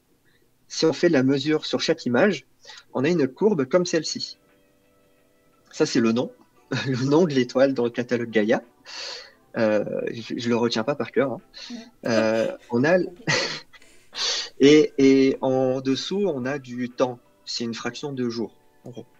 On appelle ça le jour julien. Donc, on va du jour 0,45 à la fraction de jour 0,625. Et donc, on a 0,2 jours à peu près d'observation. Ça fait quoi? En cinquième de jour, ça doit faire 5 ou 6 heures d'observation.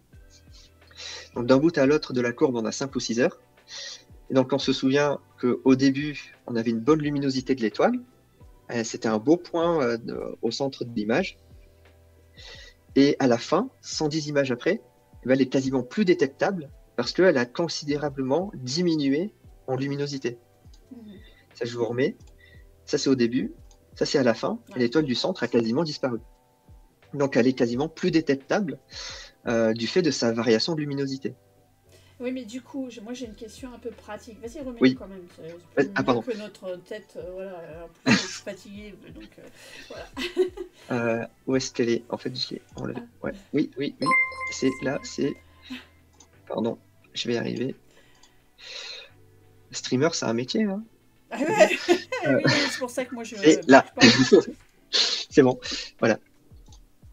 Oui, tu me disais. Ah, il y a une petite coupure de pub, du coup. Donc, Ah, en plus, ouais, il y a la pub sur. Hop, voilà, c'est terminé. On va rien perdre. Ouais. Elle dure pas longtemps. Ça dure pas longtemps la pub. Désolée. J'ai oublié de l'enlever. pas de souci. Désolée, j'ai oublié d'enlever la pub. Bon, elle est pas très très longue, hein, je crois, quand même. Donc, désolée. Ouais, ouais. En fait, tu peux pas régler moins que je sais pas combien de secondes. Bon, voilà. Désolée. Du coup, oui, moi j'avais une question. Comment t'es Oui, sûr, enfin là, moi c'est l'esprit critique un petit peu. oui, Comment vas-y, t'es vas-y. sûr que c'est ton étoile qui a vraiment diminué et pas, t'as pas un nuage qui est passé devant ton télescope ou je ne sais Ouais. trop quoi qui permet de faire, enfin, qui fait ta variation de lumière. Je suppose Ouais, que ouais. tu prends, enfin, je pense savoir la réponse, mais voilà. Comment Ça, t'es ça, sûr c'est que hyper c'est important. fiable en fait? C'est hyper important de s'assurer qu'on a bien mesuré un vrai phénomène physique. Enfin, Mm. que c'est vraiment la variation de l'étoile elle-même et pas un facteur externe Ouais. euh, à l'instrument, un nuage qui passe ou même un problème instrumental, des pixels défectueux sur l'image, sur le capteur. Et bien en fait, si c'est un nuage ou un problème sur l'image, ça devrait se voir sur toute l'image Ouais. et sur toutes les étoiles. Parce que là, le champ de Et vue, c'est là, c'est quoi? C'est combien de... Ça ah, représente ça, quoi? ça doit être vraiment que enfin, une fraction de degré, Mm. parce que une petite, c'est 100 pixels sur 100 Ouais, d'une caméra qui fait 9000 pixels de, c'est un plein format mm. qui fait 9000 pixels de large et 6300 de hauteur. Donc Ouais, donc c'est c'est un vraiment champ tout de vue petit. vraiment Ouais. qui fait 1 degré dans le ciel, mais là j'ai pris que 100 pixels. Ça doit faire quoi? Ça doit faire je sais pas, un dixième de degré, Donc quelque chose comme effectivement, un ça. nuage, là, t'aurais tout qui serait plus Oui, bas, quoi, forcément. et surtout ce type de mesure-là, on mesure pas l'étoile elle-même, on mesure la luminosité de l'étoile et on la compare à toutes les étoiles voisines, en fait. D'accord. Et les étoiles voisines ne doivent pas être des étoiles variables, parce qu'on ne peut pas mesurer quelque chose par rapport à quelque chose qui varie aussi, parce qu'on ne sait pas ce qu'il mesure. On ne sait pas ce qui se passe. Du coup, si on compare une étoile variable à une autre étoile variable, il se passe n'importe quoi. Donc, c'est ultra important en astronomie et même en sciences en général hein, de s'assurer que le phénomène est bien là et que c'est bien ce dont on pense. Ce qu'on pense. Voilà. Et donc, pour aller plus loin vers la science participative autour de ça, c'est que grâce à cette magnifique mission qui est Gaïa, on peut savoir où sont ces étoiles. Et là, je partage un autre truc. Par exemple, ici, vous voyez le logiciel qui s'appelle Aladdin, qui est un logiciel professionnel en astrophysique qui permet de visualiser des champs de vue et de superposer, par exemple, des champs de vue instrumentaux. Par exemple, le champ de vue du JWST, il est là. Ils sont là. Donc, si on veut observer, là, ici, c'était les dentelles du cygne. Je ne sais pas si vous connaissez cet objet typique de l'été. C'est une ancienne étoile qui est très massive, beaucoup plus massive que le Soleil, qui a explosé en supernova. C'est une étoile classique du ciel d'été, vraiment prisée par les astrophotographes. Ben là, on a le champ de vue, les champs de vue des instruments du JWST, par exemple. C'est une des utilités de ce logiciel. Mais les astrophotographes, eux, peuvent avoir des grands champs de vue. Donc des champs de vue qui peuvent avoir, par exemple, cette taille, par exemple, cette taille-là sur cette taille-là. Ah, ok. Tu peux avoir ce champ de vue-là dans leurs images. Et bien, grâce à Gaia, nous pouvons savoir où sont les étoiles variables dans ce champ de vue. Et ici, ce sont chaque petite croix, c'est la position d'une étoile binaire à éclipse. Donc, admettons, vous voulez observer le champ de vue de cette étoile-là, avec ce magnifique filament des dentelles du cygne. Et bien, vous savez que si vous avez un grand champ de vue, vous allez avoir vraiment ici une ligne, c'est une cible. Vous allez avoir beaucoup de ce type d'objet. C'est énorme. Ouais. C'est énorme. Ici, il en compte 195 rien que dans ce petit champ de vue-là. Ouais. Tout ça, c'est des systèmes solaires, oui, en fait, à étoiles binaires. Voilà, c'est ça.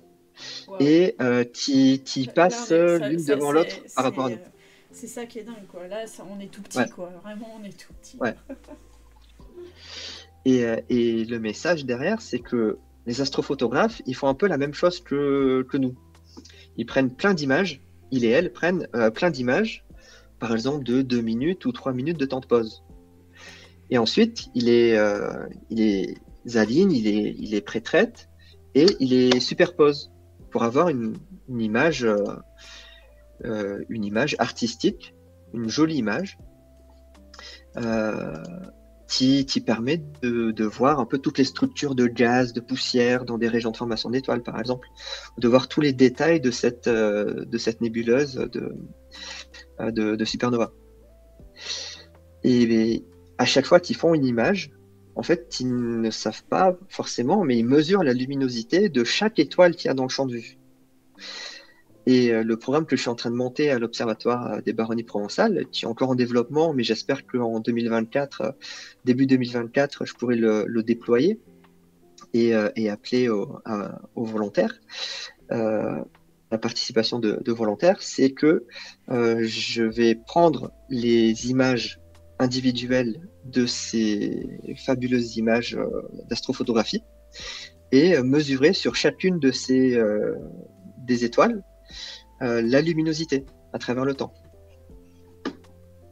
Et donc pour extraire la science d'une image qui était au départ censée être une image juste artistique. Mais ce que je comprends, donc tu prends des images d'astronomes amateurs, astrophotographes amateurs ou pas, enfin voilà, ouais. Tu vas regarder par rapport à leur date, l'évolution au fil du temps de ce qu'on voit, mais l'image au départ, elles n'ont pas toutes, je sais pas, le même contraste, la même luminosité elle-même, quoi. Du coup, il faut que tu t'arrives à étalonner chaque image pour les mettre à un même niveau pour pouvoir comparer, non? Il n'y a pas un truc comme ça? Enfin, je suis pas du tout spécialiste. Hein. Oui, j'ai un exemple parce que j'ai déjà fait un cas d'application sur des données amateurs et je pense qu'il regardera mon intervention plus tard, mais il y a un astrophotographe qui m'a aidé dans ce travail-là. Il s'appelle Martial Relier et il m'a envoyé ces images de la nébuleuse du Cœur, par exemple. Là, je vais partager un autre champ de vue. Vous allez voir ça. Donc ça, c'est une image brute de la nébuleuse du Cœur. Okay. On a la nébuleuse du Cœur faite avec un capteur, une caméra à couleur, donc qui donne une image en couleur directement. Donc on a cette fabuleuse nébuleuse avec plein de gaz rouge et plein d'étoiles. Donc il a fait 250 images de 3 minutes de temps de pause, donc sur 2 nuits d'affilée. Et donc d'une image à l'autre, il avait à peu près, les images ont les mêmes caractéristiques, à peu près. D'accord, il y a un peu de bruit. Comme tout à l'heure, tu faisais voir que finalement en 4 heures, tu avais une exoplanète qui passait autour de son étoile. Finalement, là, c'est pareil, en espèce de peut-être 4 heures ou 6 heures de photos, on va pouvoir voir aussi des différences, quoi. D'accord. Ouais. Donc, Martial, lui, il produit ces magnifiques images, par exemple, de la nébuleuse du Cœur. à partir de 250 images comme celle-ci. D'accord. Là, elle est elle est un peu retournée. Il produit cette image-là. Mm. Et à partir de chacune de ces images individuelles, moi, je vais mesurer la luminosité d'étoiles dont je sais au préalable, grâce à Gaia,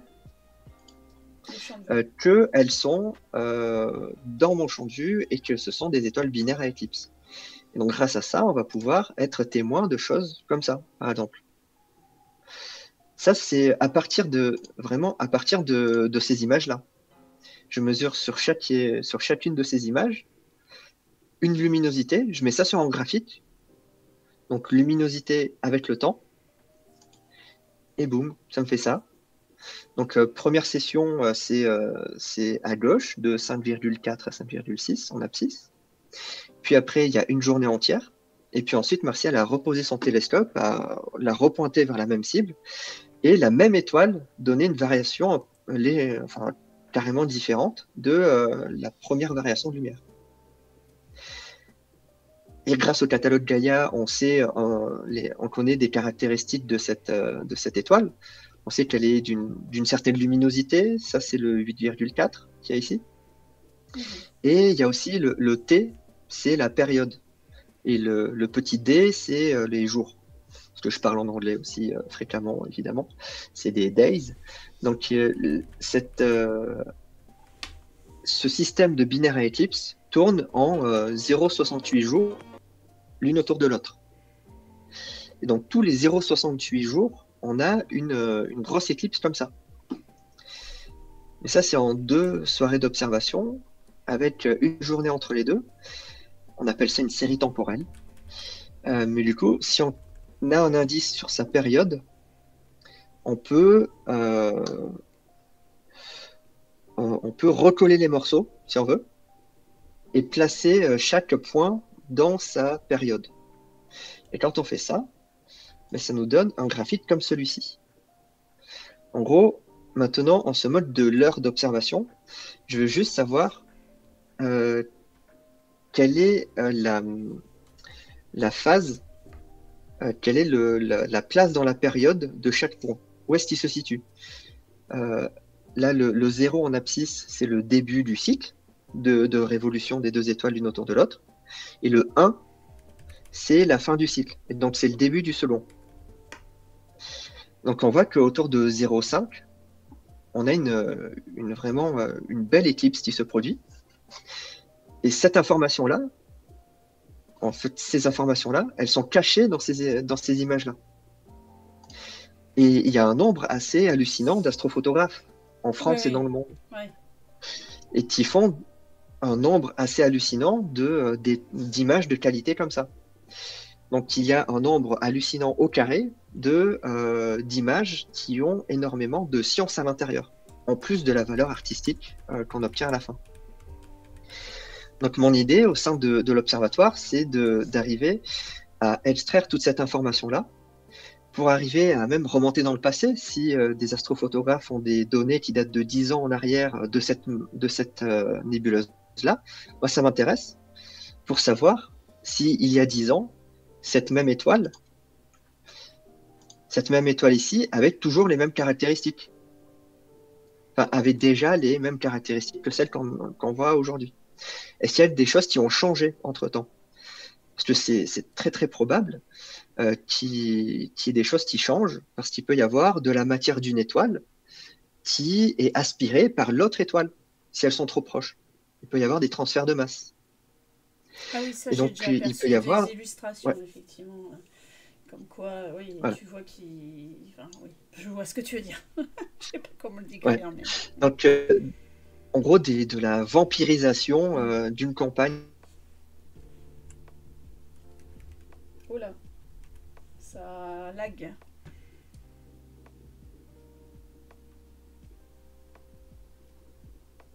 Oula. Là, on a perdu, ou c'est chez moi, je ne sais pas, mais il y a un problème. Ah ah.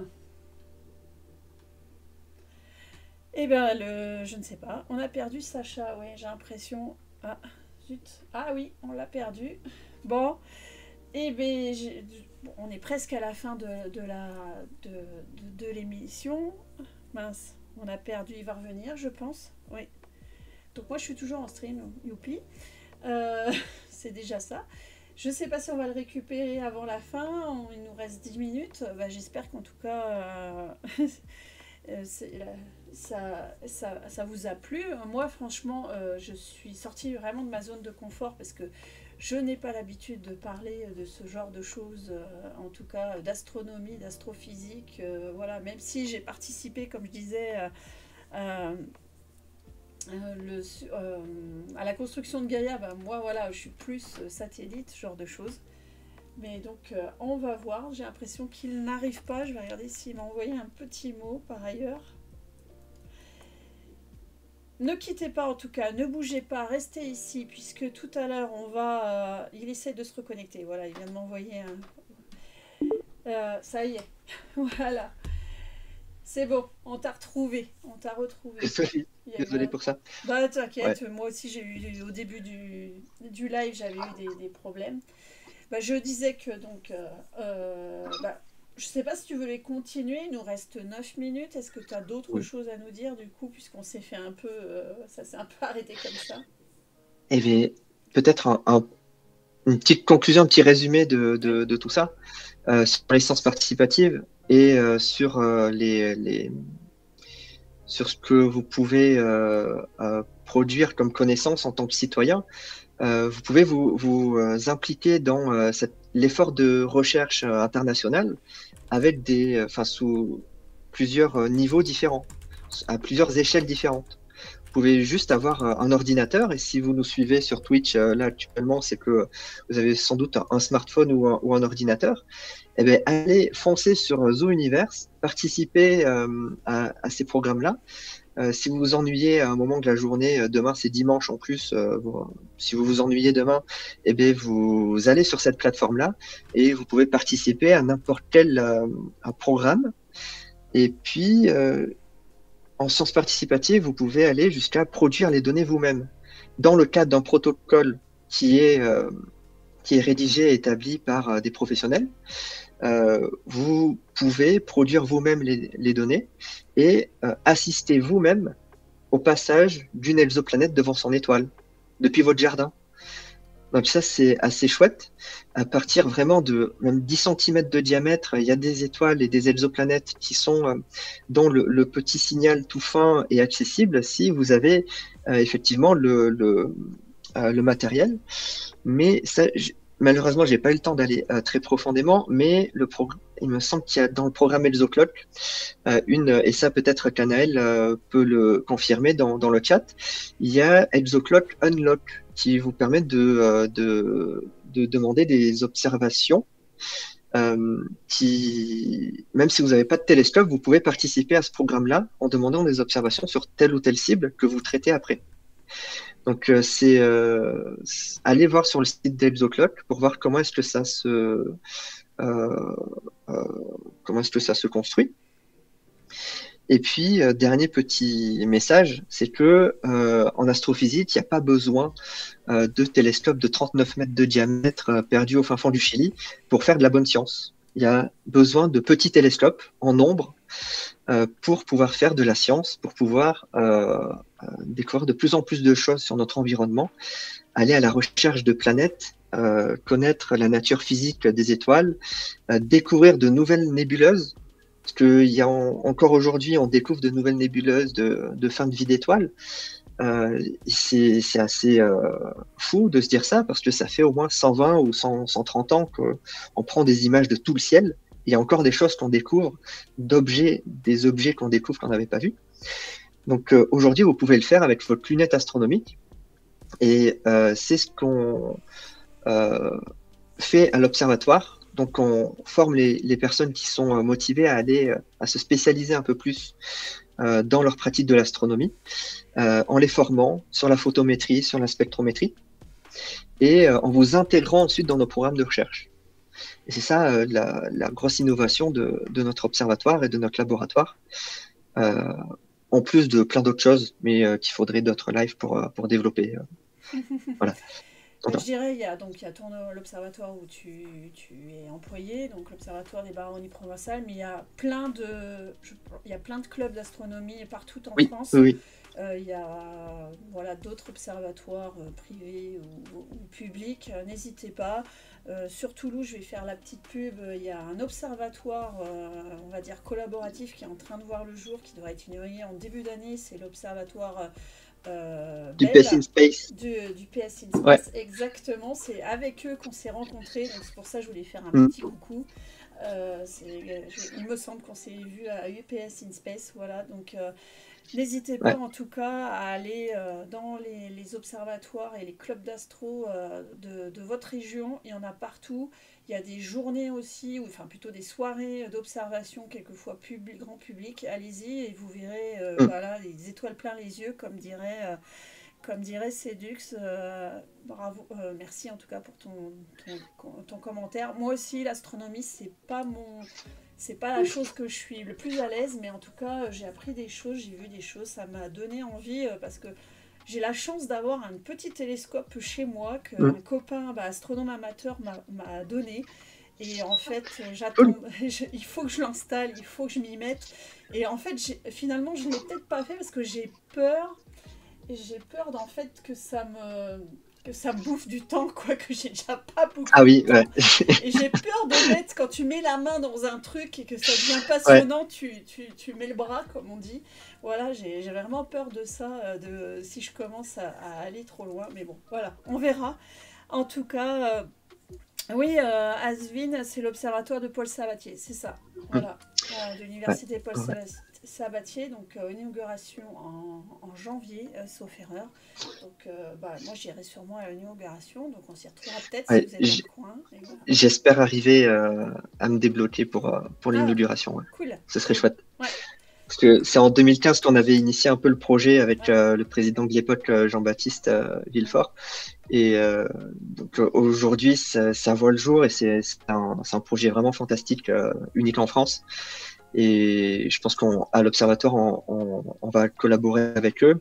Et j'ai formé une petite partie de l'équipe justement à l'Observatoire pour le maintien et le développement de l'Observatoire. Et ça, c'était vraiment chouette. Ok. Ouais.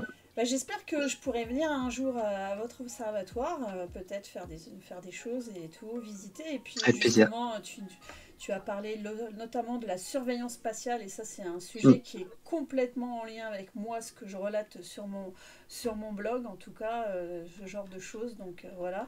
Pour ceux qui ne me connaîtraient pas, donc voilà, moi je suis Rêve d'Espace et je fais donc un blog et les réseaux sociaux qui vont bien sur Rêve d'Espace.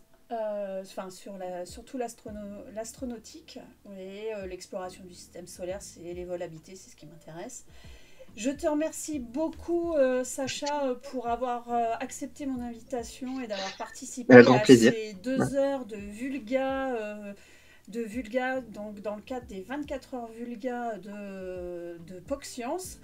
Merci beaucoup. Merci en tout cas de l'invitation et j'espère que j'ai été clair. Mais sinon, n'hésitez pas à aller me voir sur Twitter ou sur Blue Sky si jamais vous avez des questions sur ce dont on a parlé. Ok. C'est parti. Voilà. Et merci à tous et à bientôt.